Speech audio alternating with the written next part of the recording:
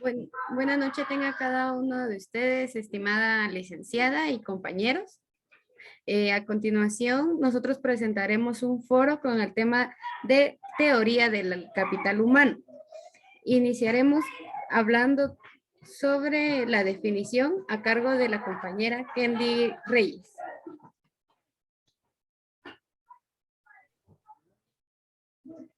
Muy buenas noches. En los orígenes y evolución de la teoría del capital humano tenemos tres grandes exponentes.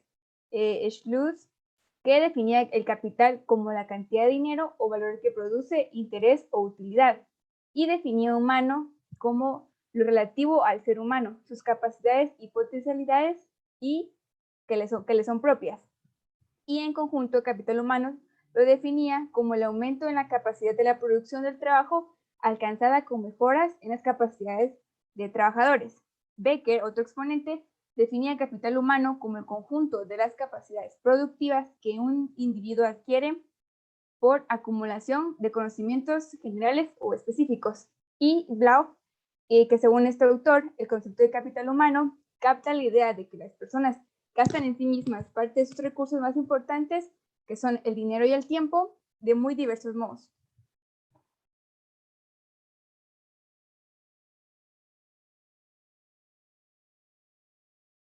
El capital humano en la actualidad.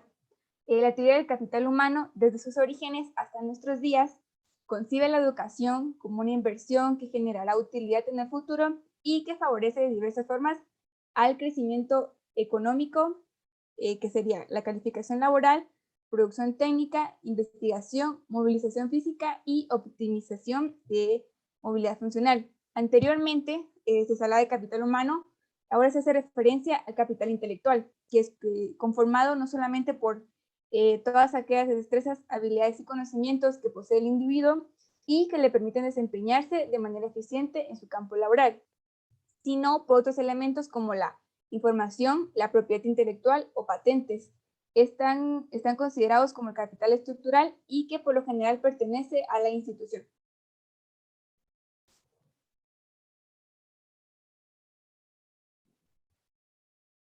El papel de la educación en la formación del capital humano. La educación como factor importante en la formación del capital humano se concibe de dos maneras, como consumo y como inversión. Como consumo, cuando produce satisfacciones o beneficios inmediatos, para ello se utilizan ciertos bienes y servicios para satisfacer necesidades humanas. Y como inversión, lo cual implica el empleo del capital para obtener un beneficio en el futuro.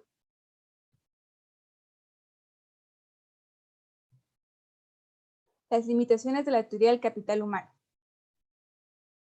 La crítica credencialista y de la selección, que se refiere básicamente a que el capital humano ve a la educación como un indicio de la productividad individual. La crítica de Schaffer, que dice que la economía tiene muy poco que ganar y mucho que perder con la aplicación del concepto del capital humano. Y la crítica radical marxista, que basa su crítica en el contexto de su teoría de la correspondencia entre la escuela y el trabajo. Señala que este último no explica totalmente la producción porque se obvia a la educación, formación como factor productivo, además de que se elimina el factor clase social. En la teoría institucionalista, su objetivo es la interpretación de la economía a través de la evolución histórica de las estructuras sociales e institucionales. Muchas gracias.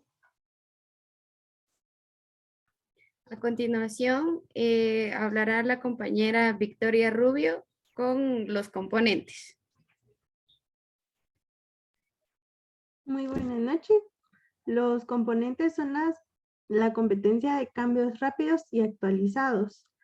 La gran supervivencia de una organización depende de su capacidad para generar valor agregado a sus clientes y proveedores, lo cual será la base de su competitividad y posicionamiento en el mercado. El capital humano constituye un activo integral que tiene la capacidad de apoyar al incremento de la productividad. Vemos aquí que dice capacidad de innovación. La capacidad de innovación es crear y tener nuevas metas hacia un mundo abierto. Velocidad de respuesta es que tenemos que aprender a responder rápido y concreto hacia nuestros clientes y proveedores. Adaptabilidad o al cambio es donde recordamos de que el mundo va cambiando y cambiando muchas veces, entonces tenemos que tener una adaptabilidad rápida para el cambio que estemos viviendo en la actualidad. Habilidad para detectar necesidades, es por lo mismo que decía, que la adaptabilidad de cambio hace que tengamos nuevas necesidades, tanto de ganancia como de pérdida. Eso es lo que tenemos que tener en cuenta para tener hoy en día un capital humano. Gracias. A continuación, hablará sobre el tema el compañero Josué Valdés acerca de los teóricos. Muy buenas noches. Durante los primeros años del siglo XX aparecieron los postulados más relevantes de las teorías económicas de la era del capitalismo. Con la llegada de la revolución industrial y el pensamiento positivismo surgieron las corrientes liberalistas. Estas corrientes principalmente van de la mano con dos autores principales. Uno de ellos, Adam Smith, y el otro, John Stuart Mill. Estos sirvieron de sustento para que muchas de las políticas se vinieran al Estado y con ellos mejorar la sociedad. Posterior a ello, tenemos dos teorías principales. La teoría de Schultz, el cual se basa en 5 factores principales. Estos son el equipo y el servicio de salud. Este va a cumplir el objetivo de mejorar y ampliar la calidad de vida de las personas. El siguiente, la formación en el puesto de trabajo, la educación formal, los programas de estudio no organizados por las empresas. Esto quiere decir de aquellas capacitaciones que la persona busca fuera de la empresa. También la emigración de individuos con motivos de ajuste de las oportunidades de trabajo. Ese quiere decir la forma en que varias de las personas buscan otros medios para poder sobrevivir. Posterior a ello tenemos a Becker también, que junto con estos son los dos principales. Becker menciona que el capital humano es un conjunto de capacidades productivas que una persona adquiere a través de la acumulación de conocimientos en general.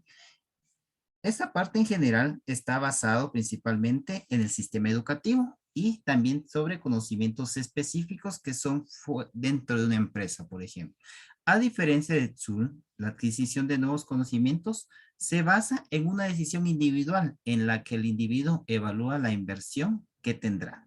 No exactamente busca apropiarse de ella. Muchas gracias. A continuación, hablará la compañera Beverly Sagastume con el capital humano en la educación. La teoría del capital humano en la educación.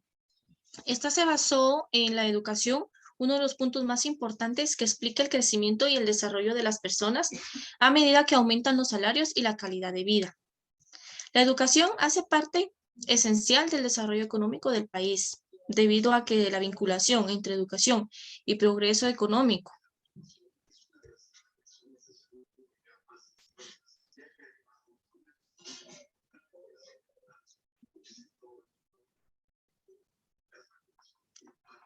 según la teoría de Schultz, en 1968, hace una distinción entre la educación e instrucción. A la primera, la entiende como las funciones particulares del establecimiento educativo o del sistema educativo en su conjunto.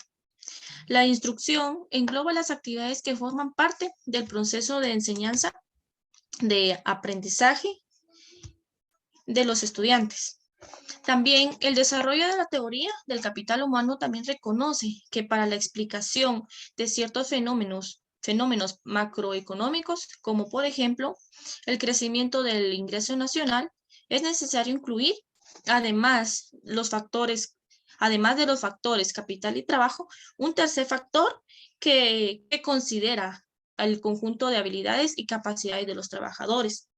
Es decir, que considera que la educación es un ente modificador para el desarrollo de las sociedades, ya que es muy importante que el estudiante reciba una formación con bases sólidas del conocimiento, la cual permita obtener un conocimiento con una visión emprendedora y por ende poder adaptarse a esta sociedad cada vez más competente al mundo laboral.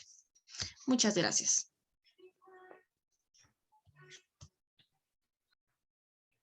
Gracias a cada uno por su atención. Esta fue nuestra presentación. Espero les haya quedado claro.